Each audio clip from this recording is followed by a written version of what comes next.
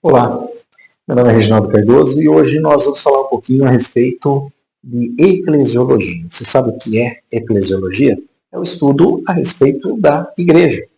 Eclésia e logia, que significa estudar, um estudo, tratado, um discurso a respeito da congregação, a respeito da igreja. Bom, nós não vamos entrar especificamente aqui na etimologia da palavra, enfim, analisarmos, né, aquilo que o Antigo Testamento e o Novo Testamento falam a respeito dos termos, dos conceitos relacionados à igreja. Nosso propósito é fazer uma diferenciação simplesmente da igreja enquanto instituição, ou uma instituição humana, digamos assim, é aquela placa, como alguns gostam de dizer, aquele CNPJ, é a instituição que foi montada, que nós temos diversas, da Igreja de Cristo, do corpo de Cristo, do conjunto de salvos. Nesse sentido, a ideia principal é nós analisarmos a eclesiologia, ou dentro da eclesiologia, a nossa missão, a nossa função, e encontrarmos aqui o propósito que nós temos como Igreja de Cristo.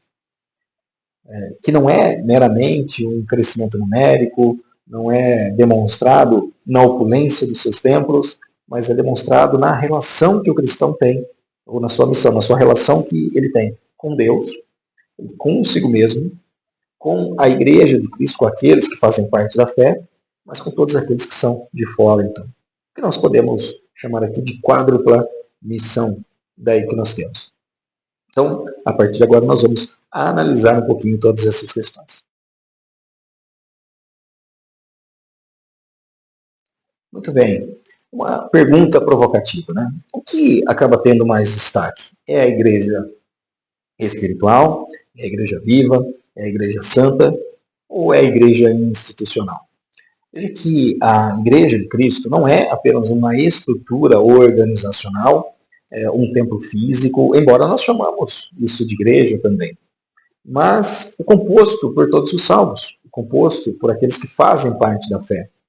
O Luiz Berkhoff vai dizer na sua teologia sistemática o seguinte: finalmente, em seu sentido mais compreensivo, a palavra se refere a todo o corpo de fiéis, quer no céu, quer na terra, que o se uniram ou se unirão a Cristo como seu Salvador.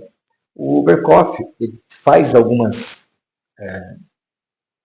explicações a respeito do significado da palavra igreja. Um deles, né, ele chega aqui, então, finalmente, em seu sentido mais compreensivo, a palavra que ele está dizendo aqui é a palavra eclesia, ou a palavra que nós traduzimos por igreja.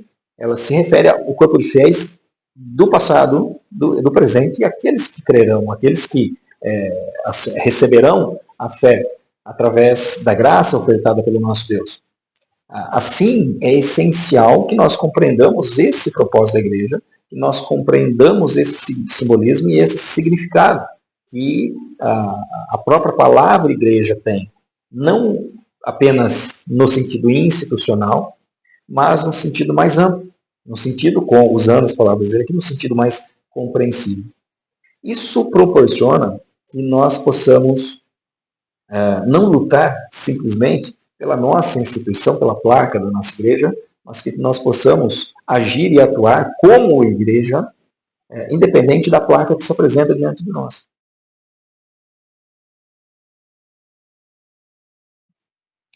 Assim, vamos analisar, dentro do contexto histórico, o desenvolvimento desse conceito, dessa compreensão sobre a Igreja de Cristo. Nós vemos que no período medieval ocorre uma institucionalização. A máxima é: onde está a igreja, ali há salvação. Ou não há salvação fora da igreja, com algumas variações aqui. Mas veja que esse pensamento de fora da igreja não há salvação não é desenvolvido a partir de uma compreensão da igreja como corpo de Cristo, porque essa seria uma fala correta. Não há salvação fora da igreja, ou seja, a igreja, o corpo de Cristo. Mas isso é transportado de uma certa forma para a igreja institucional. Aqueles que estão fora da institucionalização, esses não encontram a salvação.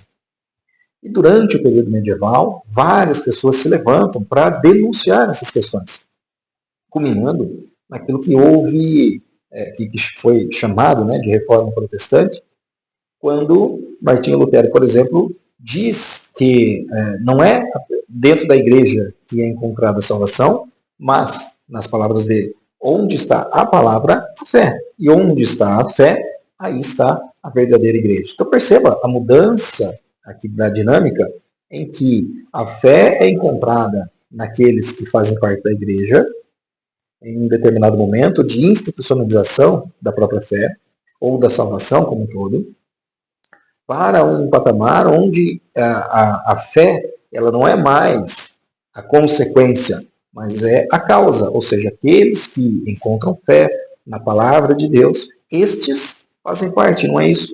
Fazem parte da igreja, não é isso? O próprio Senhor Jesus disse, né? Se nós confessarmos a Jesus, aliás, está descrito, salvo engano, e agora me fugiu aqui, mas eu vou, na edição eu coloco aqui até o versículo, que nós devemos crer no nosso coração, confessar com a nossa boca.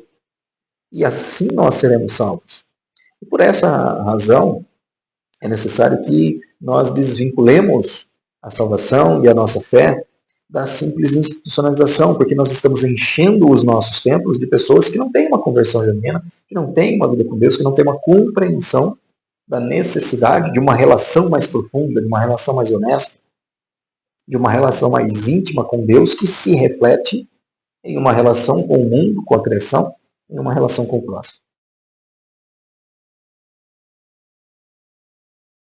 Chegando na modernidade, nós percebemos que nós estamos, de certa forma, voltando a um certo institucionalismo, com uma roupagem diferente, mas nós estamos novamente institucionalizando a fé, institucionalizando a salvação, como se o termo igreja se referisse simplesmente a estas questões.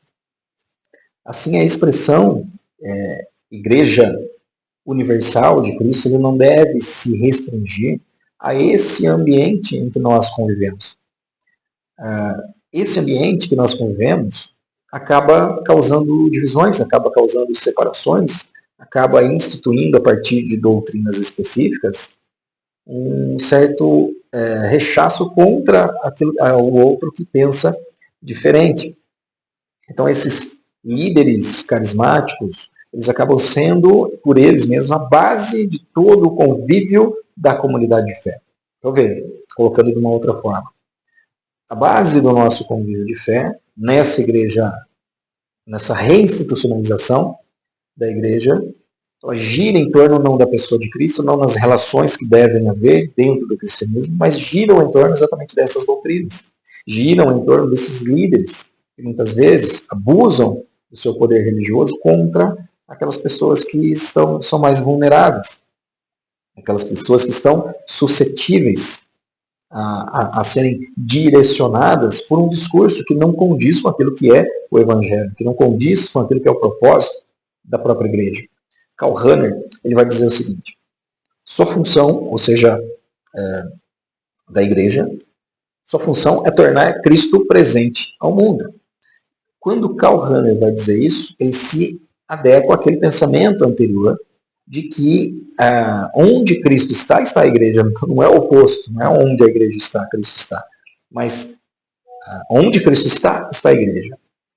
E a função da igreja é tornar Cristo presente ao mundo, é anunciar tal qual ele é, não como muitas vezes alguns constroem Cristo, fazendo um Cristo, construindo um Cristo conforme a sua imagem, de acordo com a sua própria semelhança.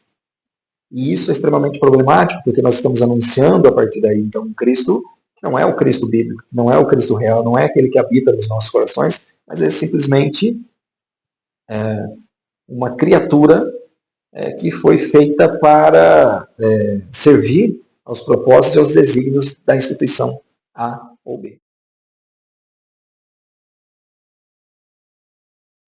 Dessa forma, o que nós precisamos resgatar da eclesiologia? Nós precisamos recuperar essa visão da igreja como corpo de Cristo. Uma igreja viva, uma igreja relacional, uma igreja que está fundamentada na palavra de Deus, mas também impulsionada pelo Espírito Santo, para fazer o bem, para ser sal e ser luz. Veja que quando Jesus diz isso, que nós devemos ser sal e ser luz, é na terra e no mundo. Não é dentro do nosso quintal, não é dentro das paredes do nosso templo. Mas, redimidos por Cristo que nós somos, temos comunhão com Ele, comunhão com o próximo, e devemos agir na nossa missão com santidade. Santificar a Deus nesse sentido tem exatamente esse significado, de nós fazermos aquilo que de fato o Senhor nos orienta a fazer. Aquilo que faz parte da natureza da igreja e que deriva da essência de Cristo. Não há possibilidade de uma compreensão correta a respeito da eclesiologia distinta de uma correta compreensão da própria cristologia. Precisamos compreender quem Cristo é. Ele é o cabeça. É Ele quem conduz a sua igreja. Não são os líderes que são levantados para conduzir determinadas igrejas, para conduzir determinadas instituições. O nosso propósito, sim, é agradar a Cristo. Dessa forma, nós podemos dizer que uma correta compreensão da eclesiologia nos convida a, de fato, viver como igreja, independente do tempo, independente do lugar, independente de qualquer circunstância. Não são as circunstâncias que definem o que é a igreja, mas é a compreensão do que de fato é a igreja como corpo de Cristo que define o nosso comportamento, que define as nossas relações e aquilo que nós vamos fazer nesse mundo. Enquanto aguardamos a restauração de todas as coisas, enquanto aguardamos a regeneração completa das nossas vidas e a nossa glorificação. Veja que a igreja tem, então, em resumo, em síntese, nós temos uma responsabilidade com o nosso Deus, uma responsabilidade de adoração ao nosso Deus. Nós temos uma responsabilidade conosco mesmos, uma vez que nós compreendamos, a partir dessa minha relação com Deus, a minha relação com Cristo, nós compreendamos quem eu sou, eu compreendo quem eu sou em Cristo a partir de agora, que gera em mim uma nova compreensão e uma nova forma de relacionamento com todas as coisas. Nós temos a nossa responsabilidade com o corpo de Cristo em si, aqueles que fazem parte da nossa comunidade de fé, de forma a edificar uns aos outros, nos edificando em amor, usando o dom que Deus nos concede em benefício do nosso próximo. Mas nós temos uma responsabilidade com o mundo de uma forma geral, com aqueles que são de fora, de anunciar o Evangelho, não somente através do proselitismo no sentido de falar a respeito do Evangelho de Cristo para as pessoas, mas viver o Evangelho, de modo que a nossa vida traduza quem de fato nós somos. Ou seja, se Deus é amor, nós devemos andar em amor, porque o nosso agir já não faz mais parte simplesmente daquilo que eu sou, mas daquilo que eu fui transformado a partir da minha própria relação com Deus. Fico por aqui, um abraço a todos vocês e até a próxima.